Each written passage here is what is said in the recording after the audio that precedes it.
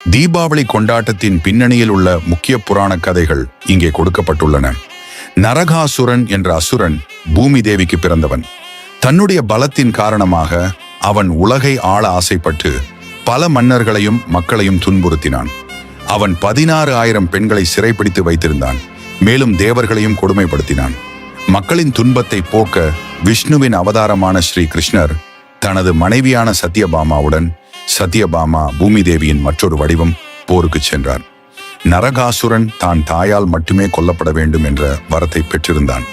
எனவே போரின் போது கிருஷ்ணர் மயக்கமடைவது போல நடிக்க சத்யபாமா கோபம் கொண்டு நரகாசுரனை எதிர்த்து போரிட்டு அவனை கொன்றாள். நரகாசுரன் கொல்லப்பட்ட நாள் மக்கள் அச்சத்தில் இருந்து விடுபட்டு அவன் சிறை வைத்திருந்த பெண்கள் அனைவரும் மீட்கப்பட்ட நாளாக கொண்டாடப்படுகிறது. இதுவே நரக சதுர்த்தசி என்ற பெயரில் தீபாவளியாக அனுசரிக்கப்படுகிறது. அன்றைய தினம் அதிகாலையில் எண்ணெய் தேய்த்து குளிப்பது கங்கா ஸ்நானம் நரகத்தில் இருந்து விடுபடுவதை குறிக்கிறது. தீபாவளியின் உண்மையான பொருள் ஒன்றே: இருள் எவ்வளவு இருந்தாலும் ஒளி அதை வெல்லும். தீமை எவ்வளவு பெரிதாக இருந்தாலும் நன்மை எப்போதும் ஜெயிக்கும். தீபாவளி நமக்கு நினைவூட்டுவது சத்தியம் எப்போதும் வெற்றி பெறும். நன்மை நம்மை வழிநடத்தும். அன்பும் ஒற்றுமையும் வாழ்க்கையின் உண்மையான ஒளி. இதுதான் தீபாவளி ஒளியின் பண்டிகையின் முழு வரலாறு.